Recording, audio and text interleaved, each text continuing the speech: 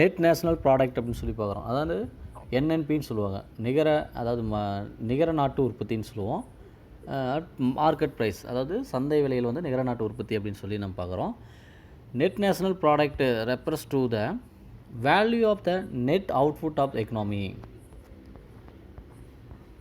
During the year. இப்போ net national product அப்படிங்கிறது அது வந்து பொறுத்த வரைக்கும் வந்து பார்த்தோன்னா அதனுடைய மதிப்பு, அதனுடைய பொருளாதார ரீதியாக ஒரு ஆண்டில் வந்து அதனுடைய வெளியிடப்படக்கூடிய மொத்த மதிப்பு தான் வந்து பார்த்திங்கன்னா இந்த நெட் நேஷ்னல் ப்ராடக்ட்னு சொல்கிறாங்க. என்என்பி பொறுத்த வரைக்கும் அதான் என்என்பின்னு சொல்கிறாங்க. NNP is obtained by detecting the value of depreciation or replacement allowance of the capital assets from the GNP. அப்போ வந்து கிராஸ் நேஷ்னல் ப்ராடக்ட்டு, அந்த மொத்த நாட்டு உற்பத்தியிலேருந்து வந்து பார்த்திங்கன்னா அந்த இருக்கக்கூடிய மொத்த நாட்டு உற்பத்தியிலேருந்து அந்த மூலதன சொத்துக்கள், அதில் கிடைக்கக்கூடிய அலவன்ஸு, அதுக்கு மாற்றாக வந்து பார்த்தோன்னா அல்லது அதுக்கு வந்து அதனுடைய வேல்யூ வந்து பார்த்தோன்னா டிப்ரிசியேஷன் பண்ணுறது, அதேமாதிரி என்என்பி வந்து டிடெக்டிங் பண்ணுறது. ஸோ இப்படிலாம் நடக்கும்போது என்ன ஆகுது அப்படின்னா அந்த என்என்பி அப்படிங்கிறது வந்து இது ஆகுது. ஸோ இது எப்படி எக்ஸ்பிரஸ்ட் ஆகுது, வெளிப்படுத்தப்படுகிறது அப்படின்னு பார்த்தீங்கன்னா அதனோட ஈக்குவேஷன் கொடுத்துருக்காங்க. என்என்பி வந்து பார்த்தோன்னா ஈக்குவல் டு ஜிஎன்பி, நிகர நாட்டு உற்பத்தி, net national product, cross national product. So minus அது வந்து டிப்ரிசியேஷன் அலோன்ஸ், அது தேய்மான செலவினங்கள். அப்போ வந்து இதனோட ஈக்குவேஷன் வந்து இப்படி மாறுது. இப்போ depreciation is also called as capital consumption allowance. அப்போ தேய்மானம் அப்படிங்கிறது எல்லாமே என்னென்னு அழைக்கப்படுகிறது அப்படின்னு பார்த்திங்கன்னா மூலதன பயன்பாடு செலவாக என்ன பண்ணுது அழைக்கப்படுகிறது அப்படின்னு சொல்கிறாங்க. இதை டிப்ரிசியேஷனை நம்ம நெக்ஸ்ட்டு பார்க்குறது வந்து என்என்பியினுடைய ஃபேக்டர் காஸ்ட், விலைக்காரணின்னு சொல்கிறோம். நிகர நாட்டு உற்பத்தியினுடைய விலைக்காரணின்னு சொல்லி பார்க்குறோம். NNP refers to the market value of output. இப்போ சந்தை மதிப்பினுடைய வெளிப்பாடு தான் வந்து பார்த்தீங்கன்னா என்என்பின்னு சொல்லப்படுகிறது. வேறஸ் அதுவே வந்து பார்த்திங்கன்னா NNP at factor cost is the total of income payment made to factors of production.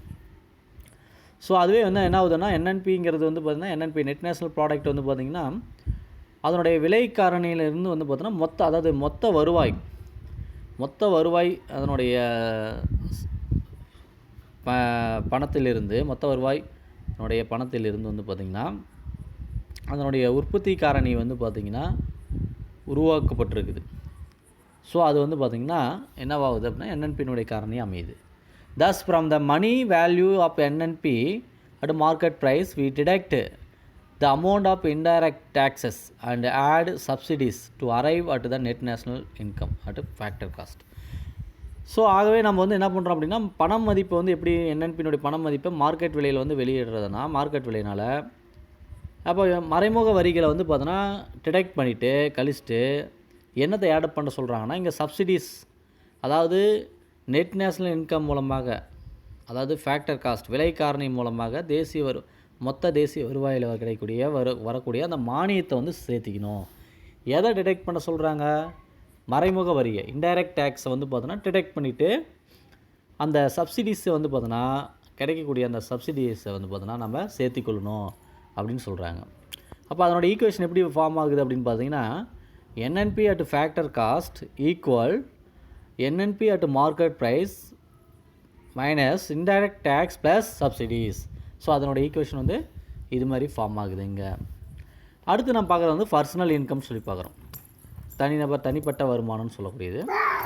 தனிப்பட்ட வருமானம் வரைக்கும் இதில் வந்து பர்சனல் இன்கம் அப்படின்னு தனிப்பட்ட வருமானம் சொல்லுவோம். Personal income is the total income received by individuals of a country from all source before payment of direct tax in a year. ஒரு ஆண்டில் வந்து பார்த்திங்கன்னா நேரடி வருவாய் முன்னால் அனைத்து சோர்சஸ், அனைத்து வருமானங்களில் இருந்து நாட்டிற்கு வந்து பார்த்தோன்னா தனிப்பட்ட நபர்களால் கிடைக்கக்கூடிய ஒரு மொத்த வருவாய், தனிப்பட்ட நபர்களுக்கு வந்து கிடைக்கக்கூடிய ஒரு மொத்த வருவாய், டோட்டல் இன்கம் ரிசீவ்ட், அதுதான் என்னென்னு சொல்லப்படுகிறாங்கன்னா பர்சனல் இன்கம் சொல்கிறாங்க. Personal income is never equal to national income. கண்டிப்பாக வந்து பார்த்தோன்னா அது பர்சனல் இன்கம்ங்கிறது வந்து தனிப்பட்ட, அதாவது வருமானத்தோடு வந்து பார்த்தோன்னா கண்டிப்பாக என்ன பண்ணலாம், அது வந்து சமமாக ஒப்பிடக்கூடாது. கூடியதாக இருக்கும். Because the former including the transfer payments whereas they are not included in national income.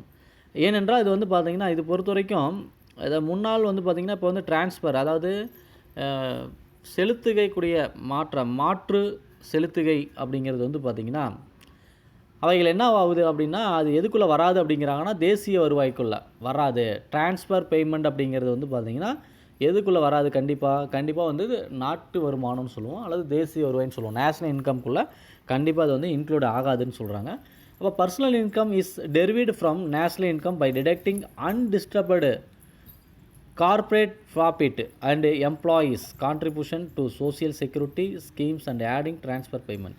அப்போ அது தனிப்பட்ட வருமானம் அப்படிங்கிறது வந்து பார்த்திங்கன்னா தேசிய வருவாயிலிருந்து கிடைக்கக்கூடிய தனிப்பட்ட வருமானமானது என்ன வந்து டிடக்டிங் பண்ணப்படுகிறதுனா அன்டிஸ்டர்படு தேவையற்ற, அதாவது கார்ப்பரேட் ப்ராஃபிட்.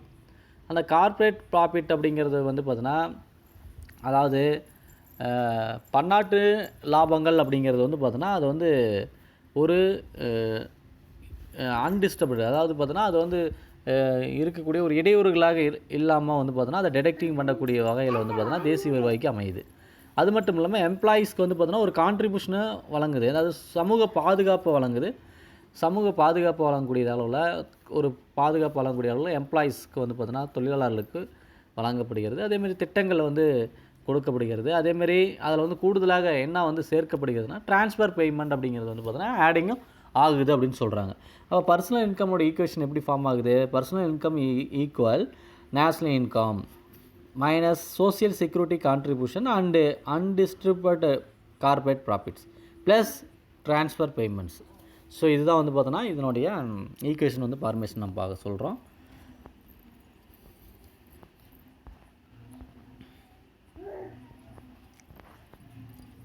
நம்ம அடுத்து நான் பார்க்குறது வந்து டிஸ்போசபிள் இன்கம் சொல்லுவோம். செலவிலுக்க தகுந்த வருவாய் அப்படின்னு சொல்லி பார்த்தோம்னா டிஸ்போசபிள் இன்கம் அப்படிங்கிறது is also known as disposable personal income சொல்கிறாங்க. அதாவது பார்த்தோன்னா இந்த அதாவது செலவழிக்கக்கூடிய வருமானம் அப்படிங்கிறது என்ன நினைக்கிறாங்கன்னா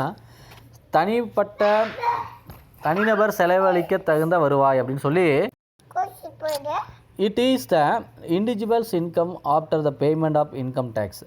இது வந்து பார்த்தோன்னா ஒரு தனிப்பட்ட மனிதன் வந்து பார்த்தோன்னா அவர் வந்து வருமான வரிக்கு வந்து பார்த்தோன்னா செலுத்தப்பட்ட பின்பு, அதாவது அவர் சம்பாதிக்கக்கூடியதில் இவ்வளோ வந்து வருமான வரி செலுத்தணும் இல்லையா, அந்த வருமான வரி செலுத்த பின்பு அவருக்கு கிடைக்கக்கூடிய வருவாய் வந்து பார்த்தோன்னா அந்த வருமானத்தை என்ன சொல்கிறாங்க, தனிப்பட்ட மனிதன் செலவழிக்கக்கூடிய தகுந்த வருவாய் அப்படின்னு சொல்லப்படுகிறது. This is the amount available for house holds for consumption. So இந்த வருவாய் அப்படிங்கிறது வந்து பார்த்திங்கன்னா இதுதான் வந்து பார்த்தோன்னா நாம் வந்து பார்த்தோன்னா நம்மளுடைய இல்லத்துக்காக நம்ம வந்து தேவைக்காக நம்ம பயன்படுத்தக்கூடிய ஒரு வருமானமாக இருக்குதுன்னு சொல்கிறாங்க. இதனோட ஈக்குவேஷன் எப்படி ஃபார்ம் ஆகுது? Disposable income equal to personal income by minus direct tax. அப்போ வருமான வரிங்கிறது இங்கே வந்து நேரடி வரின்னு சொல்கிறோம். அந்த ஒரு வரி கட்டின பின்னாடி தான் மீதி இருக்கக்கூடிய வருமானம் தான் நம்மளுடைய செலவழிக்க தகுந்த ஒரு வருமானமாக பார்க்கப்படுகிறது இல்லையா, அதை தான் சொல்கிறாங்க. As the entire disposable income is not spend on consumption. ஒட்டுமொத்தமாக நம்ம செலவழிக்கக்கூடிய வருமானம் அப்படிங்கிறது எல்லாமே நம்ம வந்து பயன்படுத்துவதாக இல்லை, செலவு செய்வதாக இல்லைன்னு சொல்கிறாங்க. Disposable income equal consumption plus saving. செலவழிக்க தகுந்த வருமானம் பயன்படுத்தல் ப்ளஸ்ஸு சேமிப்பு அப்படின்னு சொல்கிறாங்க.